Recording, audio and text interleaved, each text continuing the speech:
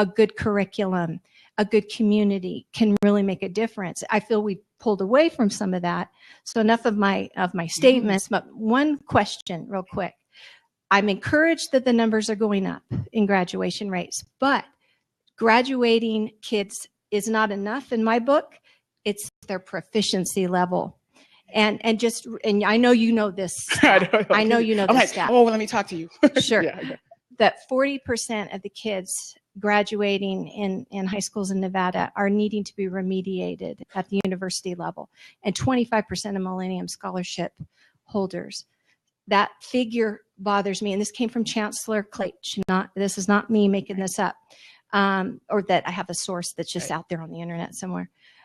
So my concern would be, as we address them graduating, we need to be graduating proficient kids who can, if they choose to go on to college, aren't needing to be remediated. So let me kind of speak to that a little bit about the rigor and relevance of the curriculum. When you look at the work that we're doing here in Washoe, and I work with my colleagues across the state, how do we attack this? What I can tell you without question, and I meet with President Johnson and at the time President Sheehan every month about how are we narrowing gaps so kids aren't wasting money taking the low-level classes to be prepared.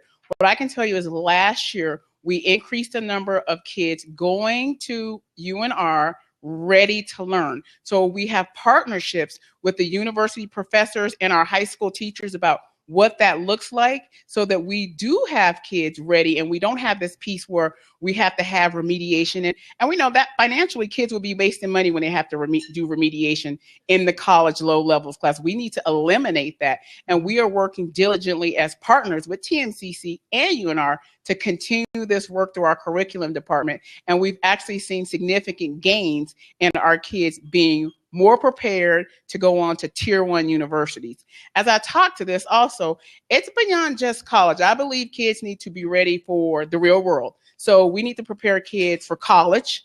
We need to prepare kids for a highly skilled career. And some kids will go to the military, but they need the essential 21st century skills that they have the ability and are ready to go to college. So as we do this work with our partnerships, we're not just saying that, yes, we understand that advanced manufacturing is coming and kids can graduate with a certification and make $50,000 at Tesla.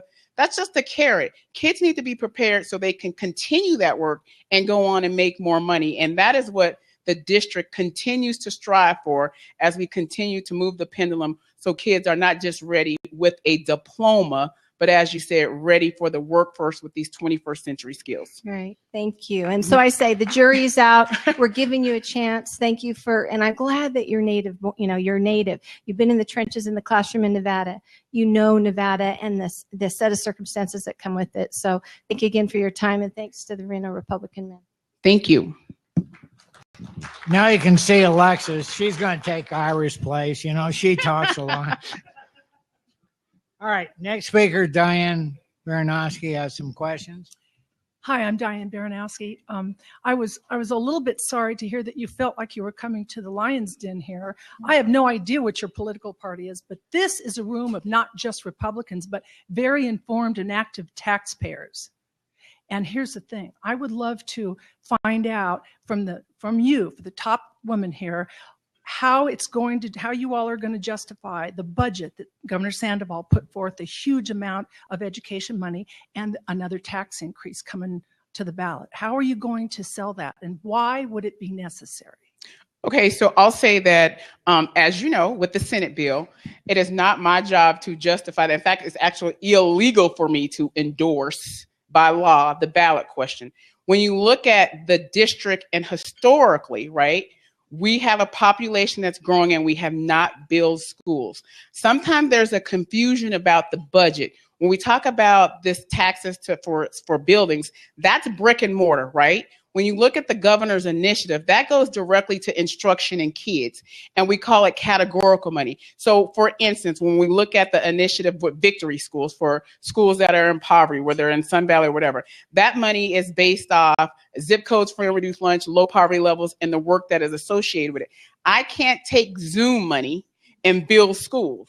Likewise, if a tax is passed to build schools, that money cannot transfer over.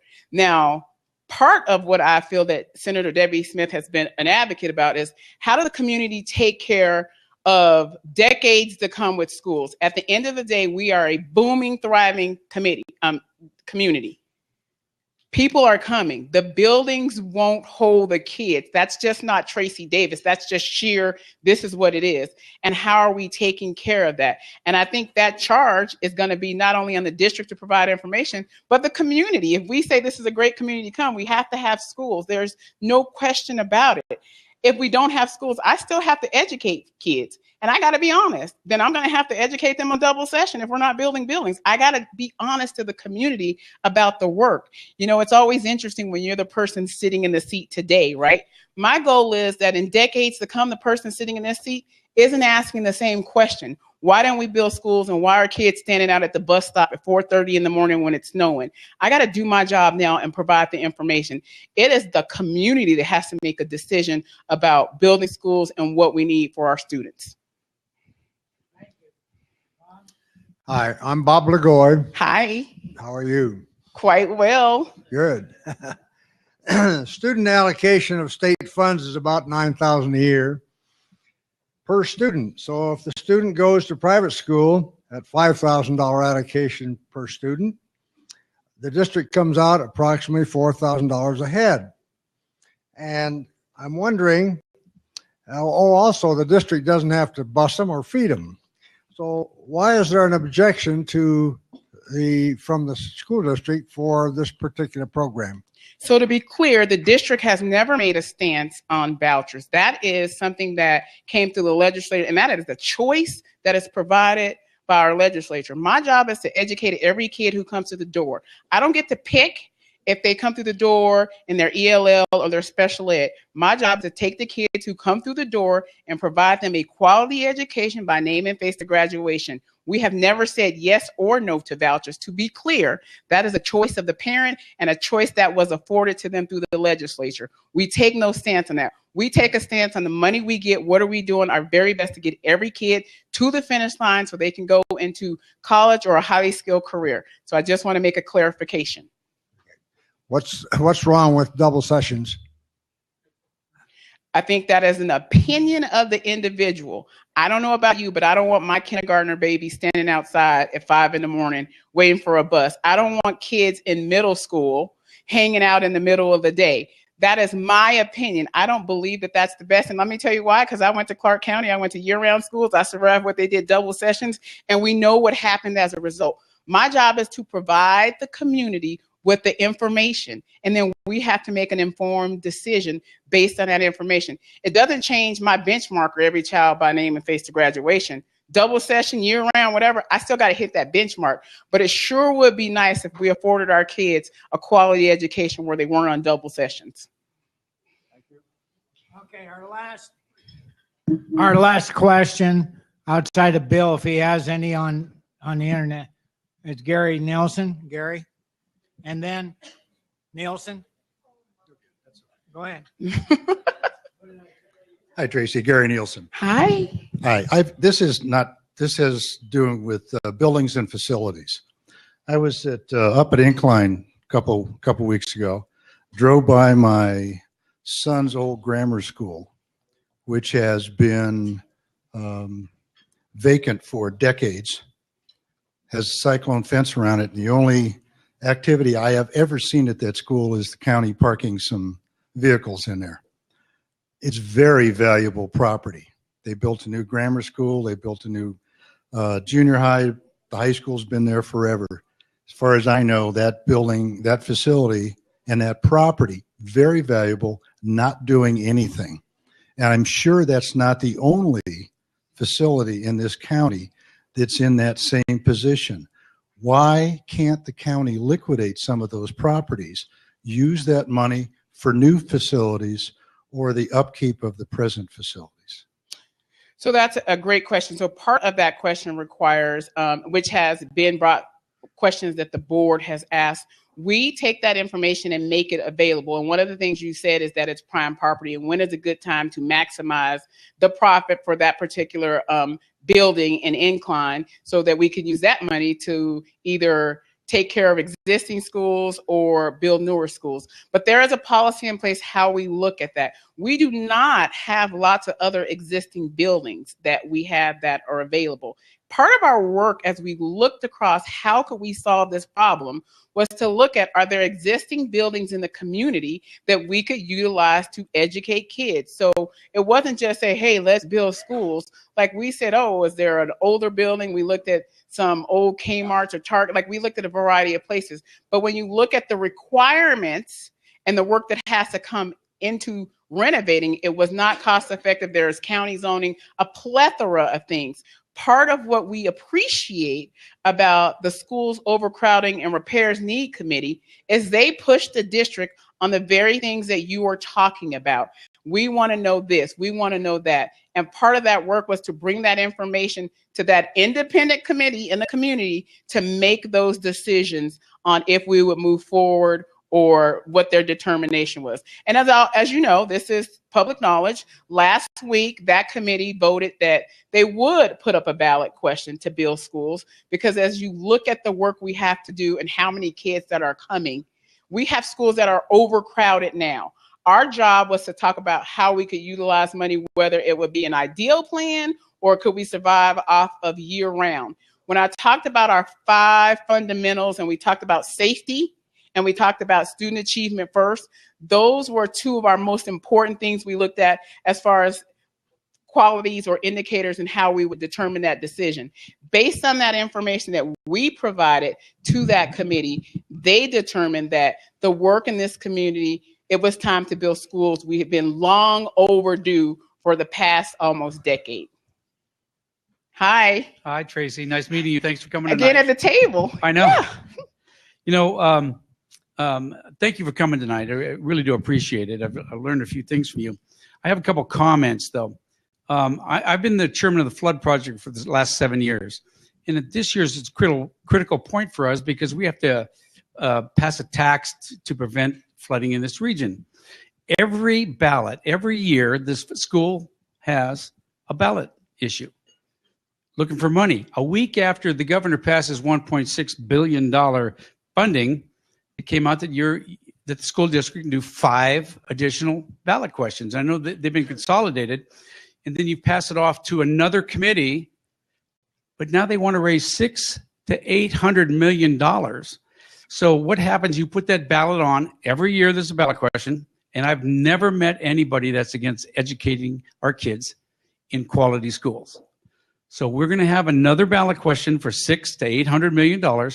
And the way I see it, people are going to go, no, no, no. They're going to get down to the flood project and go, no. And they deserve to have that flood protection. And in the middle of this, I just want to say, I know where Ira got how he became such a good speaker. He got it from Alexis. but it's every year. It's nonstop. And after a while, people just, the mantra has been, the school district just hasn't done well with their money. They don't manage it well. And I had to ask a question several years ago to Dan was it Carn? Carn, ex-board member? Yeah, he was on the board. Former and I said, let me ask you a question. I said, McQueen High School, it's probably 20 years old. It's probably 30 years old. I said, have you put any money aside to take care of that school? And he says, no, to tell you the truth, we haven't. In my personal life, I have to manage my house, all my bills, my car, maintain my home. School district doesn't seem to want to do that. That's my comment and a question. Okay, so I'm going to say that I probably would disagree with the latter, and we agree to disagree. I think that what needs to happen is that I need to come back with our chief operating officer and do a global perspective of the historical steps of raising money for school and how the school district utilize funds, right? I think part of the problem is we don't generate money the same way the South does to build schools. That's just a fact. That's not a secret. What was important about this session, remember that because people felt that historically the school district did not do its due diligence, and we can agree to disagree about that because, I'm just here for now, and sure. I think we're going to do what we're supposed to do for kids. Put it in the hands of the community. The law required me to set up a committee of people in the community to look at this, to peel back, to give whatever, and for the community to determine that ballot question, right?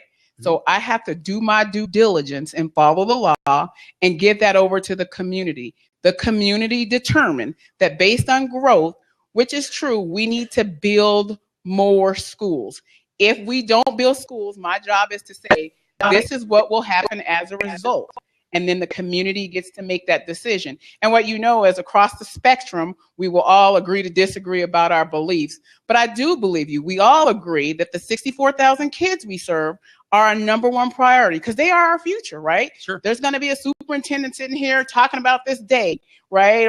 And I hear questions when people talk about four superintendents ago. Well, when he was here, he said that. And I accept those things because I am part of the district. But I can't fix the past. My job is to take care of the future. I get that. And I appreciate the job Yeah. you do. I just think the school Right. district should give it a rest. Give it some time so we can take care of some of the other needs. So, but thank you for coming here. You're welcome. Thank you. I'd like to thank Traci. There have been good questions. She's done an excellent job of answering questions. And I think we ought to give her a round of applause before we do on the drawing. Thank you. Thank you for having me. And we want to come back and talk about capital. We want to talk strictly about capital. So invite us back.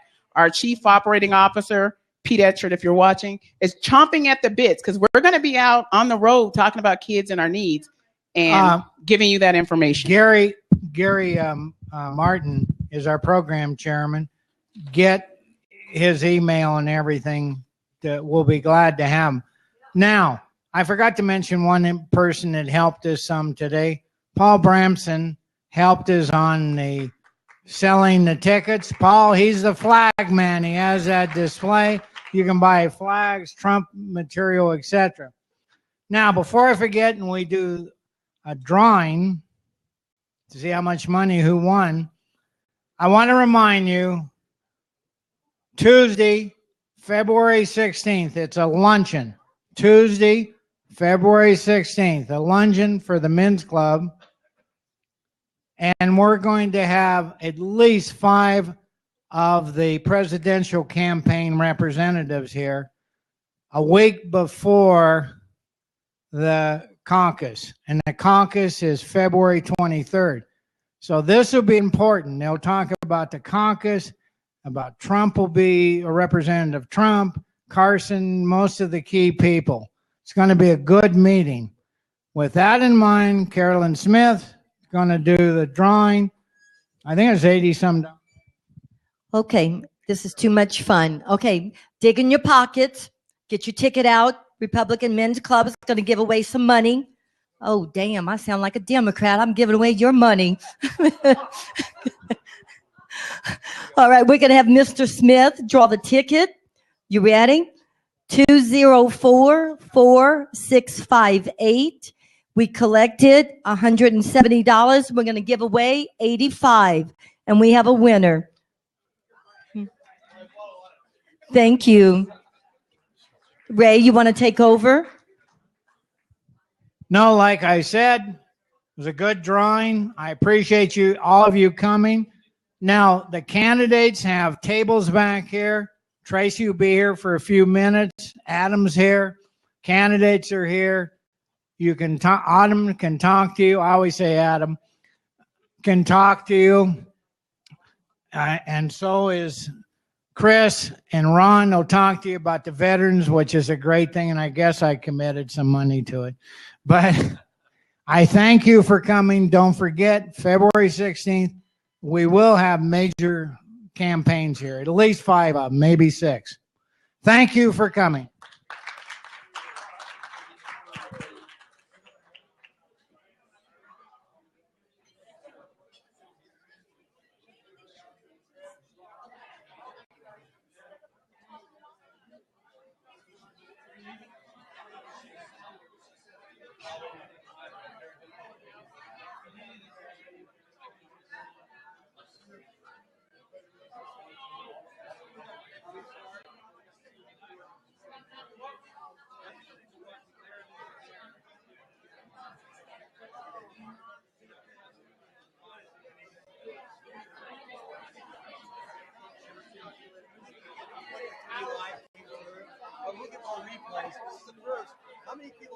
done this like we're doing here.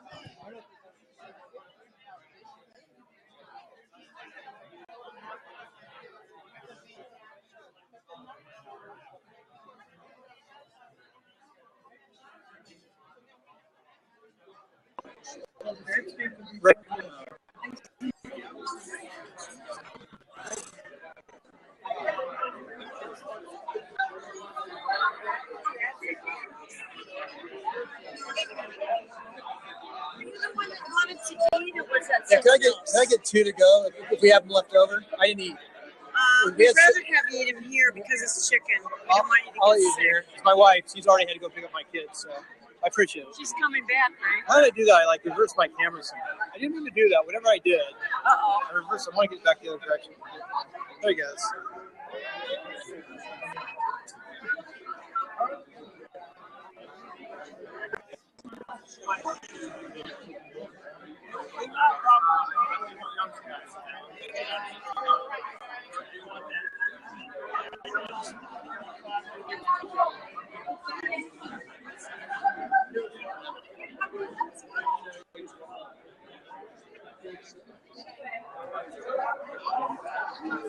Hey, this is Bill, and it's all over. And I just want to show people how this works. Someone come up and ask a question live, like I'm doing right now. I'm like calling in, asking a question live. See right there? Watch Ray. We're going to show Ray's. Come on, flip. Come on, flip. Oh, there he is. Hi, Ray. Ask a question. What do you think of this technology? What question would you I like think to it's ask? fantastic. I like the idea people can, in the future, ask questions to the speakers. Let's go outside. Let's go outside. I want to show you how to work outside. You can see Steve. Come see this. I screwed up the middle lane. Hey, Steve. 2 seconds. Let me show you guys, because that's going to last. I'm going to shut this down. Hey, come out here a second. Carolyn, come here. I want you to know we're going to do a selfie. No, we're going to do this real fast. This is, you guys don't realize how huge this is for future politics. Okay, this is really cutting edge stuff. Right now, someone could have, only one person from 600 people, Republicans, came on and watched locally. But I could tell where they watched from. We had about 20 people. What I want to show you, though, is someone could have come up and asked a question live on here. So what question would you like to ask tonight? Can they give us what's the cost? Well, John took off with the checkbook. I would like to discuss the salary increase. Salary increase? Okay. I think she overall did an excellent job of too. answering tough questions. I thought she Those did great. were really tough questions. She came here, too. She had the guts to come She here. had guts to come here to a Republican thing. She wants to come back with her I know, it's really, yeah. It's good. seal. She's going to come on timeline. Now, Steve, Stuart, you're going to take over during the day streaming. So you're going to be doing this stuff. And I'm going to be calling in, asking questions. I say, I want to know this. So This is great you're going to be doing this. technology. This is great technology that any speaker we have, people that can't, for whatever reason, Can ask the question. can't be here, can ask questions. Now, we did have people actually asking questions online. Hey, who are you with? You're, Hi, everyone. You're My with name is- Trump, right? Actually, no. I'm representing Heck. the Joe Heck Oh, Joe Heck. today. It's a pleasure to meet you. Okay, Hi. good. Okay, sir. So Joe Heck is a congressman. He's running for office. And you're a Yes, he student, is. right? In the 2016 election, actually, I am of course, I'm representing the Joe Heck campaign today, but I'm also the high school intern coordinator for here up here in Reno for the Joe Heck campaign. I'm very pleased to be It's Ryder, right? Absolutely. Ryder, you look really sharp. Oh, thank you. And it's a pleasure to have everyone out there viewing with I us. probably understand this technology better than most. I would hope so. But it was a pleasure, and I would thank you for the dinner. I just wish more people did this kind of technology. We're live right now on Blab IM. Fantastic. So Well, thank you for take watching. care. Good luck. Thank Enjoy you. your It was a campaign. pleasure. Mr. Rota, it was a pleasure meeting you. I plan on being So seeing let me show you how this works real fast. We're live here. You'll be doing this. I screwed up. What you need to do is we need to make two co-hosts because I cut my link in the accident in the middle of it. So then I restarted it. So we're live right now. I'm recording, but this is like training. This is like the first training. We'll set you up doing this. All you need to do is get Chrome, and I got an extra computer if you need to. Okay. Or do you have a laptop? 3. But I'll make sure everything works. Yeah. I'll come out here for them too. okay. I'll come out here and like ask questions. Hey, I just want to know. Oh, okay. To show. Okay, well, let's go shut this thing down. Excuse me. Hi, Jenny. That's not still recording. It's recording right now. It wasn't recording earlier. Okay, do this, that. We're missing a sign. Carolyn, What? meet the voter. 6 o'clock Sunday night. Be there.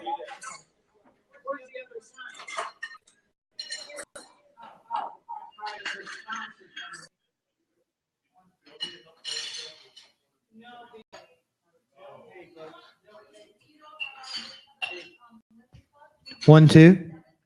Hey, folks, this is Bill. I had too much fun tonight with Blab doing this. It was fun recording, and what the heck, I made a mistake. I did a blank link. You need to really have two people on as, running the program signed on. So if one link breaks, the other link does not break. But this worked really well.